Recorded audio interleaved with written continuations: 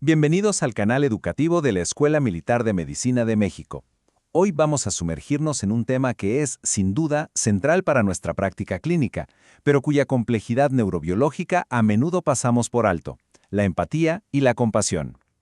En este análisis vamos a desentrañar su arquitectura neuronal, viajando desde la sinapsis hasta la cabecera del paciente. Un recorrido que, créanme, es esencial para el neurólogo de hoy. Miren, esta es nuestra hoja de ruta. Vamos a empezar con los cimientos, poniendo en claro los conceptos clave.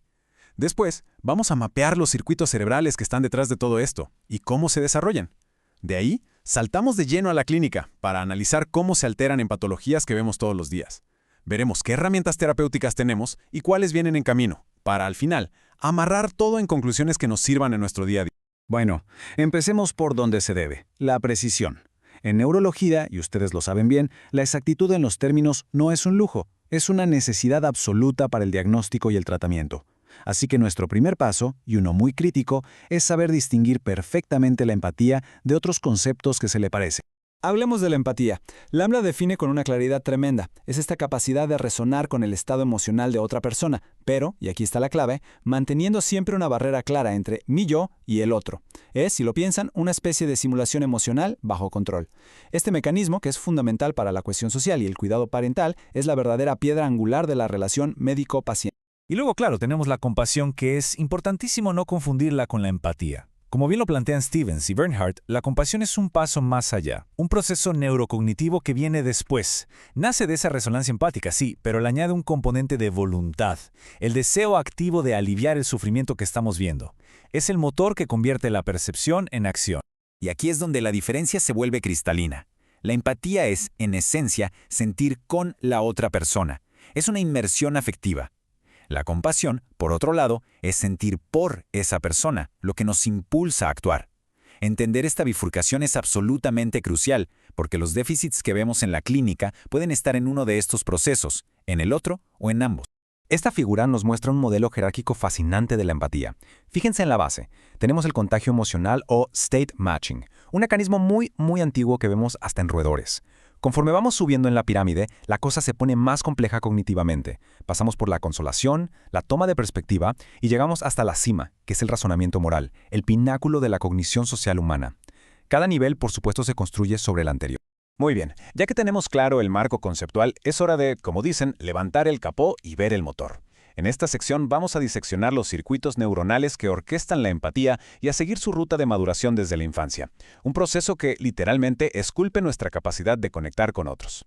Miren, la evidencia de la neuroimagen funcional es contundente. La empatía por el dolor activa una red neuronal muy bien definida. El núcleo de la responsable afectiva está en la corteza insular anterior y la cingulada media, que codifican esa sensación aversiva del dolor, ya sea propio o ajeno. La amígdala, por su parte, le pone el volumen a esa respuesta emocional. Y críticamente, el giro supramarginal derecho funciona como un interruptor, manteniendo esa distinción entre yo y el otro para evitar que nos desbordemos emocionalmente. Y aquí llegamos a un concepto que es simplemente espectacular: la sincronía intercerebral. La empatía no es algo que surge en un cerebro aislado, para nada. Es un fenómeno de a dos. Desde que nacemos, nuestras ondas cerebrales empiezan a acoplarse con las de nuestros cuidadores. Es como una danza neuronal mediada por una red frontotemporal que sirve de andamio para construir todo el edificio de la cognición social. Y claro, esto nos lleva inevitablemente a la pregunta clínica: ¿qué pasa cuando estos circuitos tan delicados se alteran? Vamos a explorar ahora dos modelos clínicos que son paradigmáticos de la alteración empática: la psicopatía y el trastorno del espectro autista. Ahora, al hablar de autismo, es crucial que abandonemos los modelos simplistas de déficit. El trabajo de Damian Milton en este sentido es fundamental, porque nos propone el doble problema de la empatía. Este marco teórico cambia el juego. Nos dice que la dificultad en la interacción no es una falla que está solo en la persona con autismo, sino que es una desconexión en ambas direcciones, una falta de sintonía entre las formas de procesar el mundo social de ambos interlocutores. Esta tabla nos da una claridad increíble para el diagnóstico diferencial a nivel neurobiológico. A la izquierda, en la psicopatía con rasgos de insensibilidad emocional, el hallazgo clave es una hipoactividad en la red prefrontal paralímbica. Es decir, hay un problema de resonancia afectiva. En cambio, a la derecha, en el TEA, el problema no es tanto una falta de activación, sino un procesamiento atípico de la información social. Las firmas neurales son mucho más variadas, lo que apoya la idea de que es más una desconexión mutua que un déficit de un solo lado. Bien, ya vimos el diagnóstico. Ahora, la gran pregunta, ¿qué hacemos al respecto? Ya que identificamos los sustratos neurales y cómo pueden fallar, la pregunta lógica es, ¿podemos intervenir? Esta sección explora el arsenal de estrategias, que cada vez es más grande, desde las conductuales hasta las farmacológicas, que buscan modular estos circuitos sociales. El abanico de intervenciones es bastante amplio y multimodal.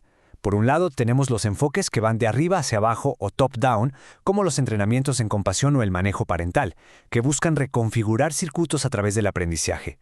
Y por otro, los que van de abajo hacia arriba o bottom-up, como la modulación farmacológica de neurotransmisores clave, como la serotonina. Y ya en la vanguardia, pues la convergencia de ambos a través de herramientas digitales y de inteligencia artificial. Un ejemplo de farmacología de precisión que es muy interesante es el MM402. ¿Qué es esto? Bueno, es el R-enantiómero de la MDMA. Es una molécula diseñada para ser un agonista selectivo de ciertos receptores de serotonina, muy probablemente el 5-HT2A.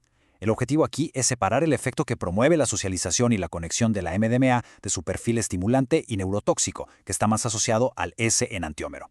Es, en pocas palabras, un intento de aislar a nivel molecular el componente terapéutico para la cognición social. Y con esto llegamos al momento de aterrizar todo.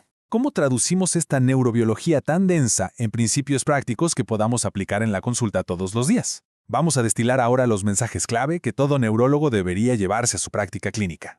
Nuestros mensajes clave para la práctica son 5. Primero, hay que diferenciar empatía de compasión. Un déficit en una no significa un déficit en la otra. Segundo, recordemos que la empatía es plástica, es un objetivo terapéutico real y alcanzable. Tercero, la neuroimagen nos está demostrando que la psicoterapia es una intervención biológica que modifica el cerebro. Cuarto, es fundamental abordar el autismo desde este paradigma del doble problema de la empatía para no estigmatizar. Y quinto, hay que mantenerse al día en la psicofarmacología de la cognición social, porque es un campo que va a revolucionar nuestra especialidad. Y para cerrar, no les dejo una conclusión, sino una pregunta que va a definir el futuro de nuestra disciplina. Estamos a punto de poder modular con fármacos la esencia misma de la conexión humana. La pregunta ya no es si podemos, sino si debemos y cómo debemos hacerlo. ¿Qué barreras éticas, qué protocolos clínicos tenemos que construir para manejar esta nueva y poderosa capacidad? Se los dejo de reflexión. Este video fue producido por el general de brigada médico cirujano Humberto Carrasco Vargas. Muchas gracias por su atención.